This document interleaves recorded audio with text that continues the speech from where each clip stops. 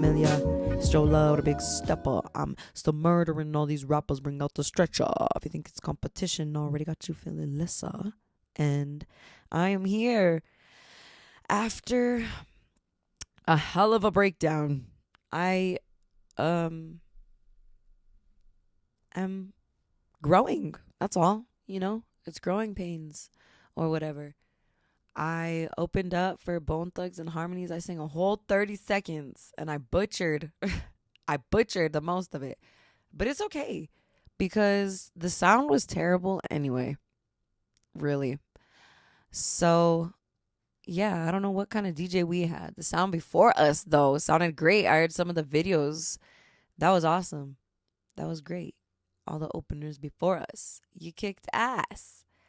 And I guess we kicked ass too. My primo would fucking kick me in the ass right now. I'm just so hard on myself, Prim. Y'all kicked ass. You already know. Lyrical Minds up in the building gave me the opportunity. Him along with the Pipeline crew. The silence kills me. Okay, so it's just, I'm thinking like, this is the Cup of Joe, right? I can be as honest as I motherfucking want. And so I think I'm going to be as honest as I motherfucking want. I'm going to be as honest as I motherfucking want. Okay. Meeting the Pipeline crew was an interesting experience. I liked the majority of the experience. There was one person in particular who was like power tripping, man. And I understand, I guess there's a business that has to be ran, but was giving very much the penguin on Happy Feet with the thing wrapped around his neck. I'll insert a picture here so you can see what I'm talking about. But it was an experience. I'm so grateful that there were enough energies within the Pipeline group to keep the vibe positive. Shout out to that. None of them got footage of our set, which is kind of strange because I think what it is Lyrical Minds is rocking with the Pipeline crew now. So why wouldn't they take, like footage of the shit? But whatever. Like it's an experience that was cool as fuck. And more are definitely going to come. Bigger are going to come, I wasn't going to get my big break off of a Bone Thugs. There's like so much wordplay that can go into that. I'm going to write a rap on this shit. Believe me. I'm going to start off my whole day how it went. So woke up in the morning feeling like P. Diddy. Grab my glasses. I'm out the door. I'm trying to... Let me stop. All right. No, I woke up and I was just, trying to instill life into myself. I'm going through a lot. And doing things like this when you're going through a lot is a lot. Everything's a lot. Shout out to Wale. Awesome album. I'm going to see this tour. Anyways. I woke up. It was a lot. I take my little ass to Albuquerque after getting ready. And I hit a Walmart. And I run into a beautiful melanated older gentleman that I had a dream about last night. Oh my gosh. I had a dream about this man last night that I ran back into him and I was like, it's you. And he was so unfazed. He was happy to see me, but it wasn't like he was like as like giddy as I was, which is so, there's like symbolism in there. That's how I want to be. I don't want to be too touched over anything because gosh, I start getting violated. And it's too much. But I met this beautiful melanated older man by the name of Danny Wilson. He's a poet. And he says that he sells his poetry on Amazon. So if y'all could please buy this man's poetry, it would be greatly, greatly appreciated. I'm not getting shit for this. He doesn't even know I'm doing this. They probably will never see the man again. But I am going to buy his poetry. And if y'all are interested in poetry, I really think this man has something to say. I learned a lot from the little bit of time I was talking to him. I want to say maybe it was a total of 10 minutes within Walmart and then walking outside of Walmart and having a conversation outside of Walmart. And he let me know that he had Asperger's. He read an entire, I don't know what you would call it, a collection of encyclopedias by the time he was 9 or something similar to that effect. Very crazy. And smart man. Not crazy man. He's a very crazy smart man. And he was telling me what I already know now because of these spiritual awakenings that I've been having, that we're powerful. That source, Yah, is within us. And once we tap in, we create heaven on earth. And he didn't say it like this, but everything that he was saying confirmed this to me. And this man is probably living heaven on earth. What he had in his hand too were such healthy things. He had like a ginger shot of some sort, and then he had a book in his hand. I asked him what he was reading, and he was reading The Art of War. Shout out to my homie Andrew Silva. He's been telling me to read this book, or at least listen to the YouTube of it. And I did, but I couldn't grasp it. And I'm going to grasp it now. I know I am. And this book was given to me. Andrew Silva is somebody I love wholeheartedly. And I mentioned that to this man. And I told him, one of my dear friends has suggested this book to me. I am going to read it one day. And by the end of our conversation, he ended up giving me the book, The Art of War. And it is a beautiful book. It's a leather cover. He turned it around and there's a quote on the back, I'm sure is what it is. And he said, grandmama always used to say that, or something similar of the fact. He was talking about his grandma a lot. And it was so beautiful. So beautiful. The amount of wisdom, the amount of satisfaction that I had in that moment cannot be bought. There are people who go to sermons, who go to churches to feel what I felt in that 10-minute span outside of Walmart. And I got that shit for free because I'm blessed and highly favored. Hallelujah. So we're leaving Walmart.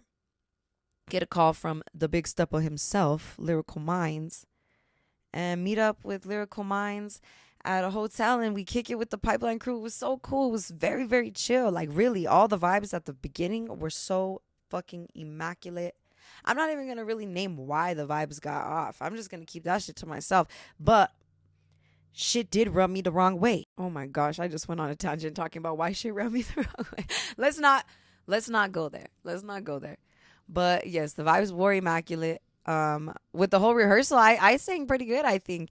But then we got on stage and I was so hard to hear myself. I go back and listen to like the footage and it's just yikes. But it's whatever. It's the biggest stage I've ever performed on. I still sounded okay. Definitely better than anybody else who was singing that night. So, which was nobody. I don't think there's anybody else. I didn't see anybody else sing. So, yeah, I'm just being stupid. But yeah. Very interesting experience. I got off stage and immediately went to the back to contact my mother. And then I went into the crowd to try and find my friend and try and find my beautiful JoJo, my cousin who went to go see me. Not just see me. She went to go see Bone Thugs, you know what I mean? But simultaneously, Joe Love the Big Stepper was in a building and was the realest motherfucker in the building. Put some respect on the name. Put you to shame. I'm a bad bitch walking around like a plain Jane, and they mad and they know what a nigga that and shaking that ass up at that. Bro, I'm gonna start rapping, and once I do, it's gonna be a fucking problem. I hope everyone knows this. And I went out into the crowd to try and find my people. There was a beautiful little girl. Shout out to you, baby girl. You ain't going to hear this. This is not for your little ears. You are gorgeous. If for some reason you stumble across me in your grown age, yes, I was Joe Love in the blue on the stage. And I came off stage and you told me that, oh my gosh, you were up there. And I was up there, baby. And you were so beautiful. You gorge. And it was just so cute to see her eyes light up like, whoa, like you were up there. You were up there, yo. And it's so beautiful. It's just so gorgeous to me. You cannot make that shit up. You can't. It's crazy how big you think things are at that age too. It's just like so like, wow, you were up there. And then whenever you get back there, it's like, this is it. If this is it, please let me know. If this ain't love, you better let me go. If this is it, you up. Yup. Yup. And so this beautiful little girl was happy to see me, stoked to see me. There was another little boy who was like, yo, ma'am, do you got any merch? And I was like, no, I don't. I wanted to give this little boy my backstage pass and bounce and say, here you go, baby. Enjoy the show. But, yeah, I just didn't want to get in trouble. I'm a goody two-shoes, man. And my brain's on cutie patootie juice like all the fucking time, bruh. There was this girl I accidentally bumped into. She thought I did it on purpose because, brah. I won't get too much into it, but I will if I have to. Somebody please give me a reason. Give me a reason. No, I'm just kidding. But a girl thought I bumped into her on purpose. And I remember bumping into her because I tripped out of the fucking scene of the backstage whenever I was trying to go and find my people. And I bumped into somebody pretty hard. I didn't even know who it was. I turned around and I was like, oh shit, I'm sorry. And I keep going because I'm on a mission. And I come back and my brain is on cutie patootie juice so fucking bad. This girl comes up to me and she grabs my hand and her hand is so soft. Mind you, I think this girl is beautiful. I've no problem with this girl, but I felt it from the jump. From the jump. I don't know what it is, but my vibes never lie and I need to start trusting myself and I'm going to start trusting me. But sis grabs my hand with her soft little beautiful hand, grabs my hand and I'm thinking, oh my gosh, like are we about to have a moment right now? Is she about to tell me that I did good and da da da da? This girl says, at the time, whenever I heard it, I thought it was something different. Now, after the fact, because the wonderful Wizard of Oz. After the fact, I know that she said, hey, I don't know what's going on, but you bumped into me pretty hard. Do we have a problem?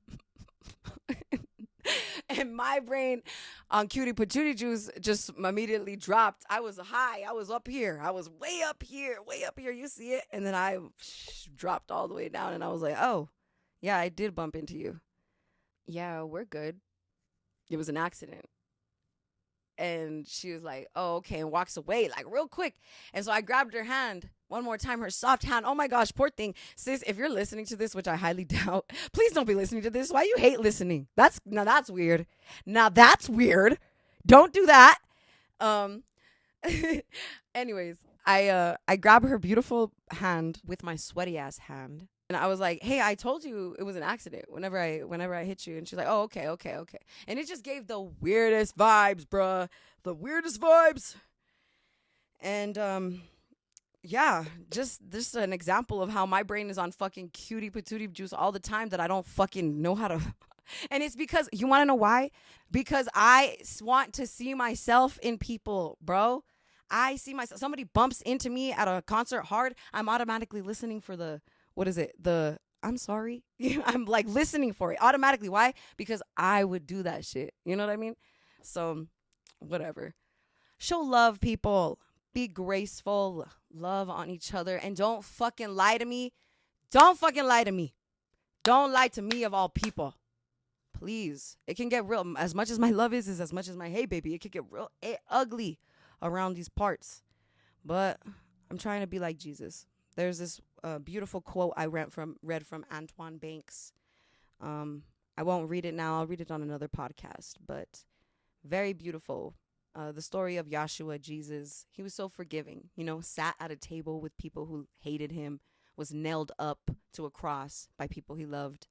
And he still stood strong in who the fuck he was. And so that's what I, Joe Love, the Big Stepper, I'm going to continue to do.